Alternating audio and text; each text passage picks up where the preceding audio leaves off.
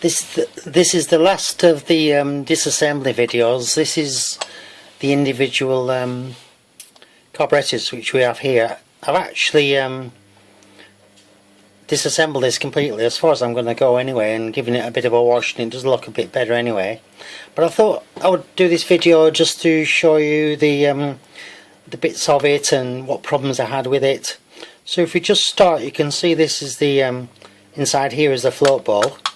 I've just got the one screw holding it, which I'll just undo. Here we go. So once we take that little screw out, as I mentioned before, I'm going to get new screws off the internet. Let me just put that down. So this is the top of it. I've left this still connected, and there's a bolt here which I haven't taken out, and once I find out what it is, I may take it out. It looks a bit rusty. I may take it out and renew it anyway once I find out what it does, if it's so important. Now let me just put the main carburetor body down and show you inside here. This is the top of the float ball cover. If you look around there, there's actually a rubber ring here, which I've taken off, but it seems quite rigid and it's quite dirty. But I'm just hesitant about buying another one because there's something like £10 to buy one, and obviously I'm going to need two anyway. So I'm just thinking that one over for the minute. I might try and clean this a bit and give it a breath of life or something. But this obviously just fits in the top here, so I've taken the top off and I've tried to clean out these bits down the hole as best I can, and I've just used hot soapy water for the minute just to clean this out. So I've used some brushes which I'll just get hold of. One's I don't know if you can see that properly, maybe. They're only cheap at the little pounder shop kind of place. This one was a brass one, and this one is just nylon. So I used a bit of each really, but obviously not so much of the nylon. But you can see there, the brass ones had a bit of a tough day. But I used those to clean the metal. I didn't want to do any blasting or anything. I just used these brushes really. I thought that was, you know, as a place where you don't want to go any farther really. Enough's enough really. Let me just put it to one side. So let's go back to the float ball. If we just do it perhaps the easy way, so through this float ball is held on by a little pin. Don't know if you can see it, just here. And if you actually just tap it, ooh. Oh, here it comes. Can you see it's appearing? Or maybe not. You see it just coming up there. Well, it just fell out last time, but obviously it's you can see the little pin coming out there. That's the pin that holds the float ball on. You see it? Yep. So if I just pull that out, put that in the box. Oh, one thing I should mention is, wherever you're going to disassemble this, make sure that it's a nice clean area and there's no way you're going to lose any parts, because in fact yesterday I disassembled it and lost one of the parts which I needed, and I spent half an hour looking for it. So if we just take this float ball out, everything you've got to do is you've got to be so careful with this. Be gentle. And it comes out attached to this little fuel valve, and in fact this is the thing that I lost. I think the best thing to do is very carefully disconnect this from the, you can see there, it's a very small thing, disconnect it from the float. You can see my float looks in really good condition actually. Let me just put those to one side. If we just go back to what can be undone and disconnected, these are the jets. You've got this one here thing, which I've just took out, put to one side. This I unscrewed, it was really tight. I just don't understand why people tie them up so much. I mean, what's going to happen? It's not the end of the world, is it? Just a gentle squeeze tightness is enough, but it was just like tough to undo. I think that's the best way of putting it, and yet no need. So that comes off there. The other one we can disconnect is this one here. If I just undo it, and obviously you just undo it with a screwdriver, cross-threaded screwdriver there, and you can see the holes. Obviously the idea of this whole thing is to make sure that all those are clean. You've blown right through them or whatever, you can just blow through them, and you can look through the end, of course. Oops, but that's the theory we could do if we could see it. You can see it's hollow inside. You just need to clean all those holes out. What I also noticed is this thing here has also got holes in it. It's also a jet, but I just can't, it just doesn't want to come out, so I just left it in there. But again, you've got to make sure those holes are clear. Can you see it in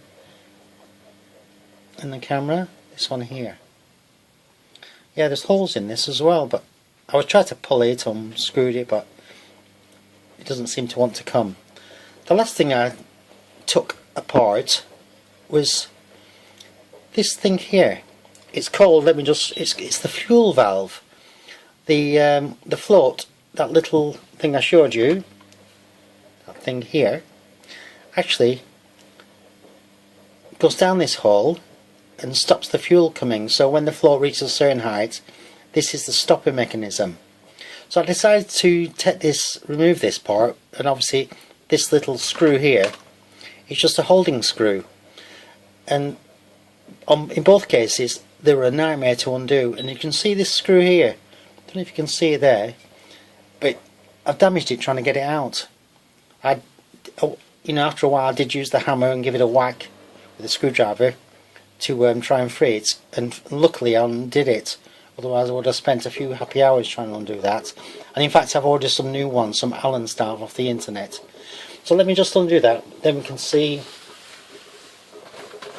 what's underneath. Here we go.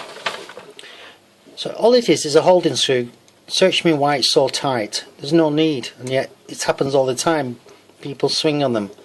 It must be a Tarzan syndrome or something. So all it does is a little holding screw. All it does, here it is, you can see the head on it, not had a good day. All it does is hold this down. If I just take this out and put the carburettor down, and what this is, I don't know if you can have a see it, what it's actually not on there and I've taken off is an O-ring. This O-ring fits here, and in fact I've ordered some on the internet. I'm going to replace them, so I'm just waiting for them to turn up. So I just obviously it's hard, and I thought for the cost of it, it's probably about 10p or something, I might as well just renew it. So again I just bought it on the internet from Suzuki. It was a fortune, shall we say, $3 or something, €3 or something. So this little thing at the end, this is a little filter, and in fact all I'm doing is I'm going to clean that, but in fact it just pops off quite easily. There's little like holes in it by the side. Can you see them? Don't know if you can see them through here.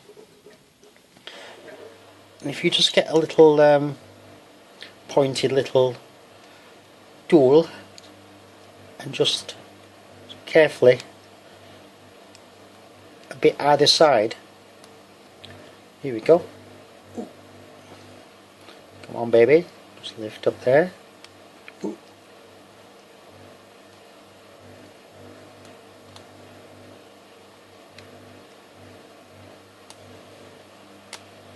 There we go. It's just a push fit on the end, but obviously when you are trying to take it off, you want to clean it, whatever, you've got to be so careful you don't flick it off to somewhere you're never going to find it in a month of Sundays. I think this whole unit, I don't know if you can buy these as a separate thing or whether you actually have to buy the whole unit, but let's just say it's not cheap. So the thing to do is just to take a look at the thing, give it a good clean. Mine looks reasonably clean, and then just put it back. The O-rings were quite cheap, so no big drama about replacing those. So let me just put that back in the box. So all we're left with, as far as I can see anyway, is these parts here. So as I mentioned before, that's as far as I'm going to go as far as this assembly is concerned. I'm not going to mess around with anything around here. I've just given it a good wash. And I'm just waiting for those parts from eBay, and then I can start to put them back. You can see down there, looks, if you can show down, it looks quite clean. So I just hop soapy water, and I might use some carburettor cleaner on it just to give it another go, and then some compressed air to clean out all these little holes in the jets that I can see. But it's a 2002 bike, so I suppose it's had long life really, I suppose. You can see I've left the tube on here. I'm not going to do anything with that. It's quite rigid, but as I said, to renew the 3 pipes is an arm and a leg job, so I thought they're not leaking as far as I can see anyway. I'm going to renew these clips, as I mentioned before, these clips that hold it. So that's as far as I'm going to go. So the next video is going to be kind of a reassemble. Once I get all the bits and I'm ready, I'll start to put it back together. Notice this pipe here at the top is blanked off. I'm not actually sure what that's doing or what it's there for, why it's blanked off, but I'm going to obviously read the book. It does seem damaged on the rubber, so I will look at finding out what it does and if it's important, whether, can you see it's damaged just there. So I might see about getting another one of them to find out what it is. So I think that's all for today. As I said, the next one is, once I get the bits, then I'll do a number 1 video about, it could be number 6 or whatever, about putting it back together again. See, it's not actually so dirty inside. I didn't find any big blobbles of anything inside. So all I'm doing is refurbishing it as best I can really. It's never going to look like new, but that's fine with me. You've got to know your limitations. I think that's the secret with these things really. So I think that's all for this video. So I'll see you next time for the next one. Any questions, just send me a message.